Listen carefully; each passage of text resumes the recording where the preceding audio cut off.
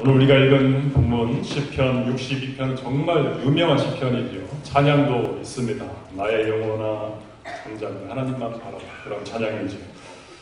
오늘 이 시편 62편을 오늘 설교의 본문으로 정한 이유가 있습니다. 지난 2주 동안 휴가를 다녀오면서 정말 스펙타클한 휴가를 보냈는데 오늘 제 1탄 제가 지난 주간에 교통사고를 당했습니다. 스펙타클하죠. 몸은 보시는 바와 같이 멀쩡합니다. 근데 꽤나 큰 사고였습니다. 길이 막혔고 제가 섰습니다. 그리고 왠지 느낌이 쌓여서 그 미러로 뒤를 이렇게 상황을 주시하고 있는데 SUV 한 대가 빨리 이렇게 달려오고 있는 겁니다. 그래서 저쯤에서는 제가 멈춰야 되는데 하는데 계속 와서 제 차를 받았습니다. 그리고 제 차는 앞차를 받았고 그 앞차는 그 앞차를 받아서 사중 추돌 사고가 났습니다. 뉴스에서나 보던 그 사중 추돌 사고의 주인공이 되는 기분이 참 묘했습니다. 교통사고뿐만 아니라 우리는 세상의 여러 가지 문제들, 또 위기 상황들과 만나게 됩니다. 정신적인 충격, 이 위기의 상황과 만나게 될 때에 우리 예수님 믿는 사람들은 과연 어떻게 반응을 해야 될까? 나는 정말 하나님을 잘 믿고 있는 사람이었나? 지난 한 주간 곰곰이 생각해 보았습니다. 내가 하나님을 얼마나 신뢰하고 있었나? 반문해 보았습니다. 얼마나 하나님을 의지하고 있었나? 저의 신앙을 한번 돌아보았고 그때 제 마음에 주셨던 찬양이 이 찬양이었습니다. 나의 영혼아 잠잠히 하나님 말을 바라라. 그래서 시편 62편 오늘 설교의 본문으로 정했습니다. 오늘 이 시편은요, 제목이 다윗의 시 이렇게 시작이 되죠. 다윗이 이 시를 지을 때에 어떤 상황이었을까요? 다윗이 나의 영혼아 잠잠히 하나님만을 바라라 라고 찬양할 때에 그는 어떤 형편 가운데 있었을까요? 목동 시절에 한가로이 그 푸른 초장에 누워서 양떼 치면서 하늘 바라보면서 이 찬양을 썼을까요? 아니면 왕 위에 올라서 바쁜 그 왕으로서의 일과를 마친 다음에 근사한 저녁 차려놓고 왕궁 뜰 그 연못에 비친 달빛을 바라보면서 이 찬양을 썼을까요? 많은 학자들은 오늘 이 시를 쓸 당시에 다윗의 상황을 압살롬에게 쫓기던 때였을 것이다 이렇게 추정을 합니다. 압살롬, 이름부터 왠지 나쁜 놈 같지요. 압살롬, 다윗의 셋째 아들입니다. 사무엘하 14장에 보면은 압살롬은 외모가 참 출중했던 셋째 아들이었습니다. 정수리부터 발끝까지 이스라엘에 따라올 자가 없다 그렇게 묘사할 정도로 다윗이 자기 아들이고 또 외모까지 출중하니 얼마나 아끼고 사랑을 했겠습니까? 그런데 이 압살롬이 다윗의 신하 가운데 가장 유능했던 신하인 아히도벨이라고 하는 사람과 같이 한편이 되었습니다. 자기 아버지 다윗 왕을 끌어내리고자 반역을 꾀합니다. 즉 다윗 왕 입장에서는 셋째 아들 오른팔, 그 다음에 아히도벨 왼팔, 이것이 자기를 배신한 그런 일을 당하게 된 것이죠. 이때에 다윗 왕은 조용히 그냥 예루살렘 궁을 버리고 떠납니다. 왕궁, 권력, 모든 것 다 버리고 그냥 떠났습니다. 그런데 이 압살롬은요, 계속해서 다윗을 쫓습니다. 죽이려고 쫓았다라고 하는 거죠. 그리고 다윗은 계속해서 도망을 갑니다. 이 위태로운 때의 상황이 3절에 아주 자세하게 묘사가 되고 있죠. 우리 3절을 같이 한번 읽어보겠습니다. 시작.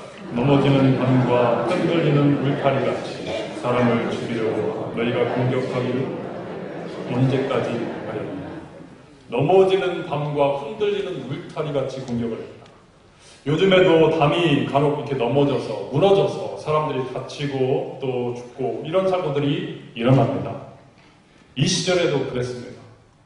그런데 이 담이나 울타리 넘어져서 다치는 것의 무서움은 뭐냐면 언제 넘어질지 모르는 그 불시에 일어나는 사고에 있죠. 예고하고 넘어지면 누가 거기에 깔리겠습니까? 불시에 다윗을 공격하여 죽이고자 그렇게 호시탐탐 목숨을 노렸던 자들이 있었는데 그들이 누구였는가? 셋째 아들 압살, 유능했던 다윗의 신하 아히도벨이었다라고 하는 거죠. 이 학자들의 추정이 맞다면 바로 이때에 다윗은 어느 동굴 속이나 아니면 깊은 산골 어느 집이나 그곳에 피신을 해서 그 좁은 방에 갇혀 앉아서 이 찬양시를 썼을 것입니다. 그렇게 써 내려간 첫 찬양의 구절이 바로 이것이지요. 나의 영혼이 잠잠히 하나님만 바라며. 여러분, 이 위기의 순간에 나의 영혼이 잠잠히 하나님만을 바란다라고 하는 것은 과연 무엇을 의미하는 것일까요? 하나님이 여기에 계시다라고 상상하면서 하나님 계속 바라보는 것, 그것일까요? 그것이 잠잠히 바라보는 것일까요? 첫 번째, 하나님을 잠잠히 바라본다라고 하는 것은 하나님을 믿는다라고 하는 의미입니다. 하나님을 믿되 그냥 대충 믿는 것이 아니고 100% 내가 신뢰한다, 믿는다라고 하는 겁니다. 그러면 믿는다라고 하는 과연 뭔가? 믿는다. 성경에 하나님을 믿는다라고 하는 것은 하나님을 의지한다라고 하는 의미와 같이 사용이 됩니다. 하나님을 의지한다. 근데 여러분, 여기에 이 단어 중요합니다. 하나님만이라고 합니다. 만. 2절에도 나오죠. 오직 그만이 나의 반석이시다. 5절에도 보십시오. 하나님만 바라라. 6절에도 오직 그만이 나의 반석이시다라고 말합니다. 여러분, 다윗 왕 정도 되면은 의지할 것이 굉장히 많습니다. 왕이잖아요. 지금 아들하고 신하 몇 명이 작당해서 반역을 일으켰다. 이것을 두려워해서 도망칠 이유가 전혀 없는 사람이 다윗 왕이다라고 하는 거죠. 다윗에게는 뛰어난 용사들도 굉장히 많았습니다. 일단 본인이 또 전쟁의 영웅이잖아요. 용사였습니다. 물맷돌 그 실력 어디 안 갑니다. 또 맘만 먹으면 주변 나라들에게 도움을 청할 수도 있었습니다. 왕궁에 돈이 넘쳐나는 때가 다윗 시대였습니다. 돈 주고 용병 사올 수 있었습니다. 돈, 사람, 다른 나라들 의지할 것들이 너무나 많았다고 하는 거죠. 그런데 그때 다윗이 뭐라고 고백을 하는가? 하나님만 바라라, 이렇게 고백을 했다라고 하는 거죠. 하나님만을 믿고 하나님만을 내가 의지하겠다라고 하는 결단의 기도가 여기에 담겨져 있습니다. 저는 이 말씀을 묵상하면서 놀랍더라고요. 왜냐하면 눈에 보이는 의지할 것들이 너무나 많은데도 불구하고 그것들을 붙잡고 의지하지 않고 눈에 보이지 아니하는 하나님만을 의지한다라고 하는 것, 아무나 못하는 거잖아요. 이것이 정말 우리가 갈구하는, 붙들어야 되는 믿음의 결단이죠. 근데 여러분, 언제 우리들이 가지고 있는 이 믿음이 우리의 삶 가운데 실제적인 역사가 되고 우리의 삶에 그것이 능력으로 나타나는가? 보이는 것 포기하고 보이지 않는 하나님 계심을 믿으면서 그 하나님 품에 뛰어들 때에, 그때에 비로소 하나님의 역사가 우리의 삶 가운데 일어나기 시작합니다. 여러분, 창세기 11장에 보면 하나님이 가나안 땅으로 가라 해서 이제 가나안 땅으로 가는데 그 명령이 처음 주어진 사람이 누구였냐면 아브라함이 아니고요, 데라였습니다.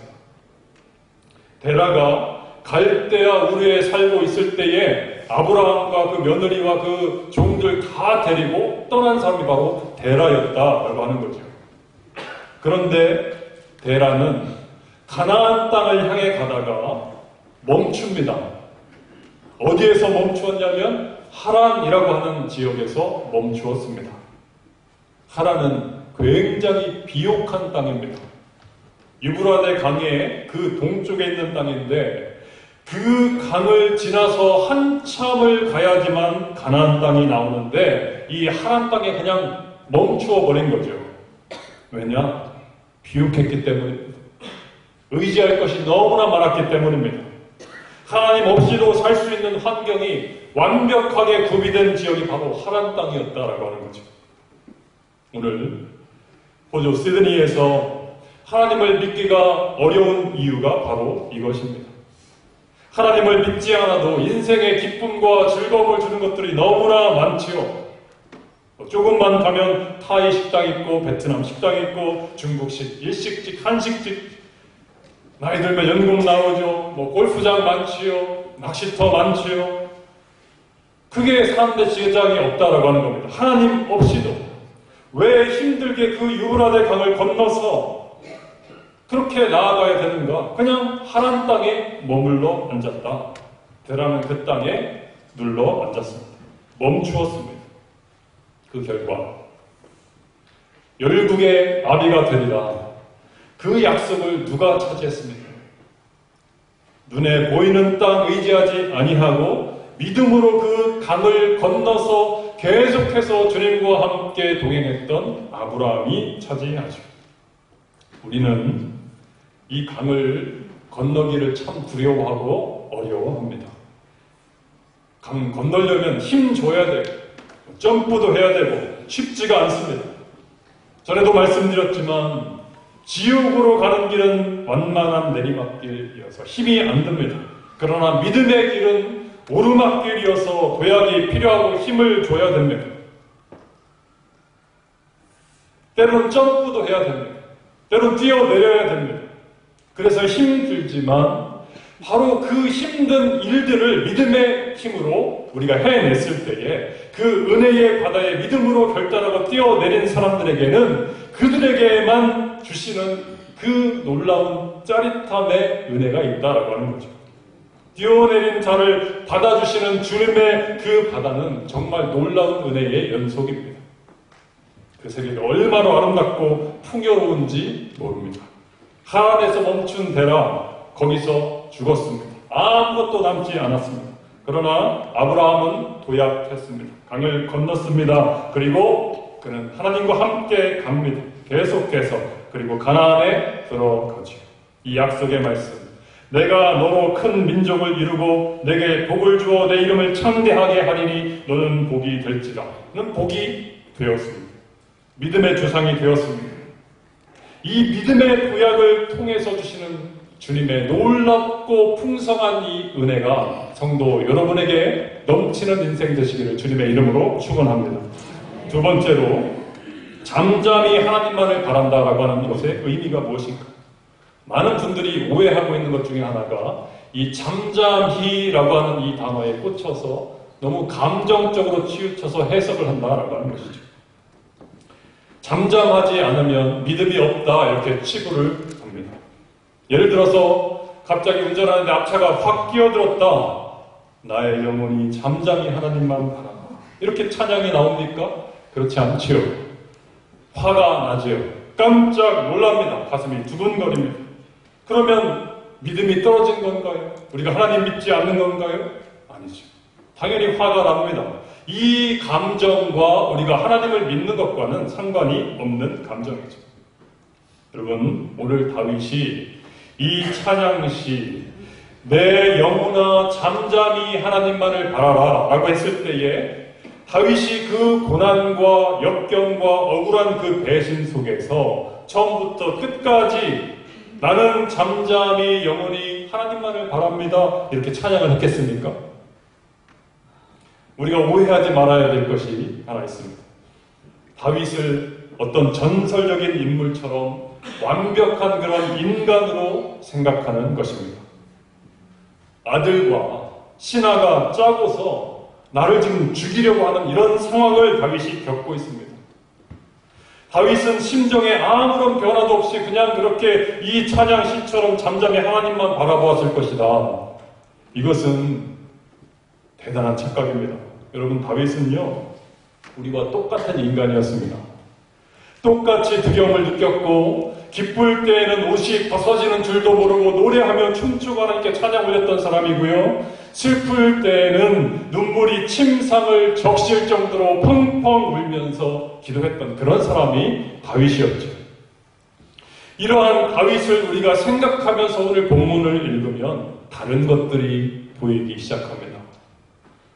나의 영혼아 잠잠히 하나님만을 바라라. 이 고백은 그냥 고요한 침실이나 방에 앉아서 평안하게 이렇게 노랬던 그런 고백이 아니라 그런 긴박한 위기의 상황을 지나면서 나의 영혼아 가슴 뛰고 때론 분노가 일어나고 흥분이 일어나는 이러한 상황 가운데 조절이 잘 되지 않는 그런 상황 가운데 나의 영혼아 잠잠히 하나님만을 바라보자 라고 하는 그런 고백이었다라고 하는 거죠.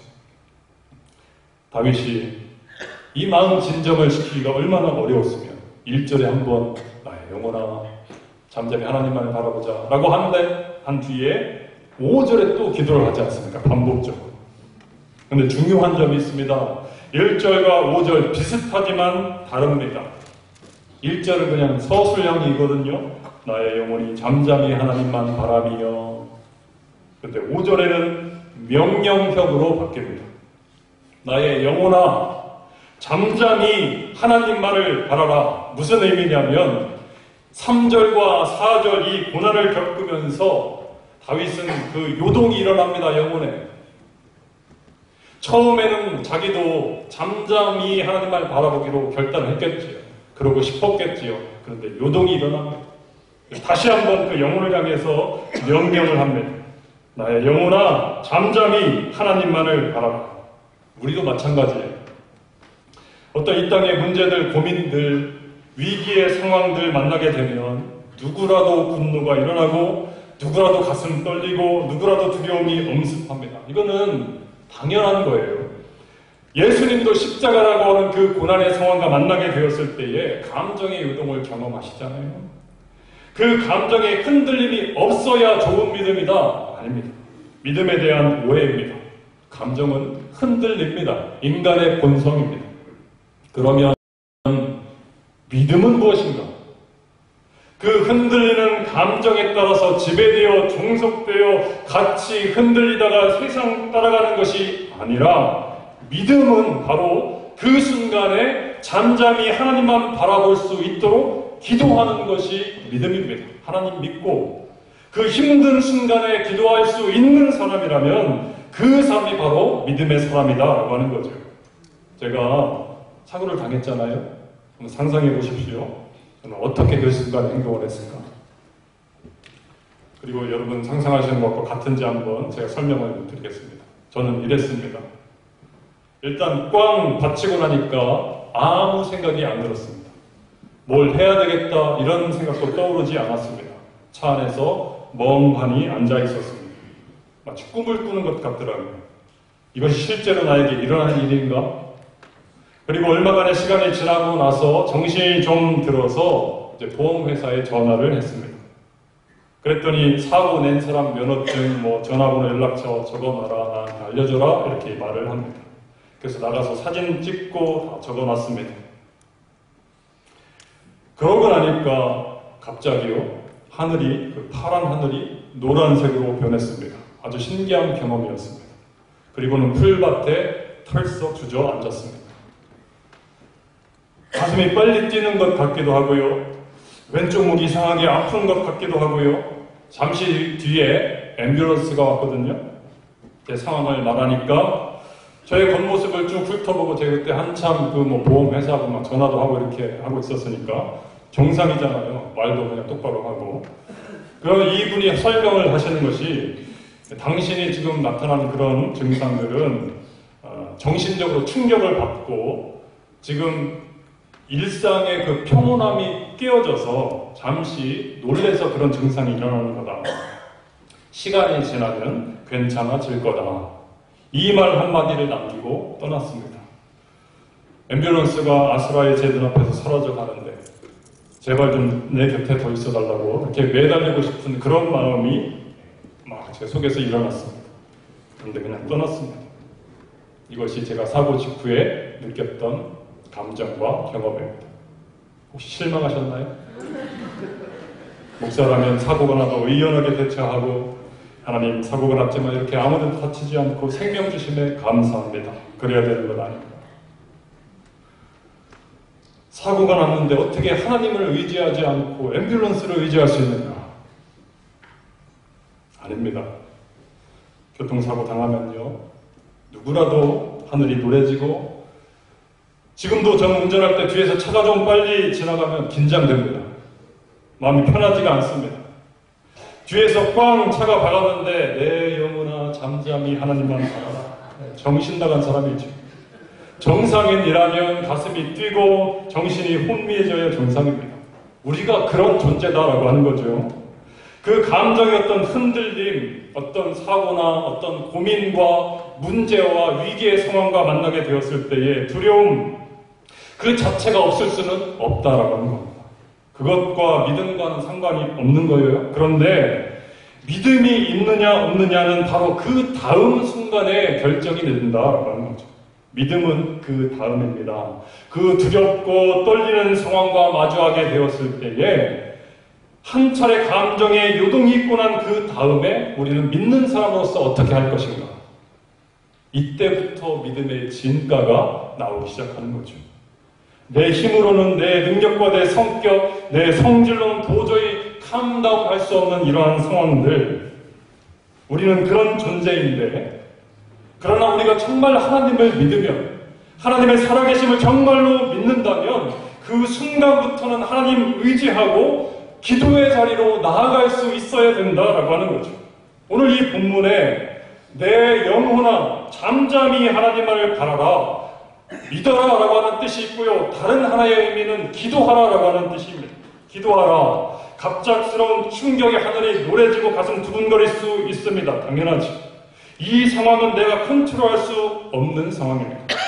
그것을 직시하는 순간에 단 한치의 망설임도 없이 살아계신 하나님을 믿는다면 하나님 의지하고 기도의 자리로 나아가라, 하나님을 바라보아라, 하나님을 의지해라 라고 하는 그 말씀을 이 본문이 우리에게 가르쳐주고 있습니다.